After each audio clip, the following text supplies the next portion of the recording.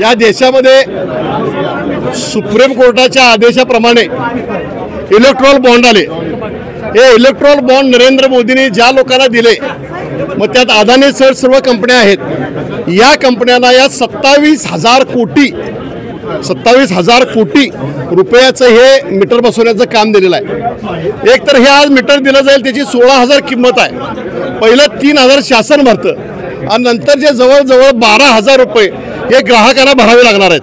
आणि म्हणून आम्ही या स्मार्ट मीटरला प्रखरपणाने विरोध केलेला आहे। या ठिकाणी आज शिवसेना उद्धव बाळासाहेब ठाकरे पक्षाच्या वतीनं मोर्चा काढून इथले चीफ इंजिनियर काटकरला सांगितलं आणि अदानी ग्रुपची अदानी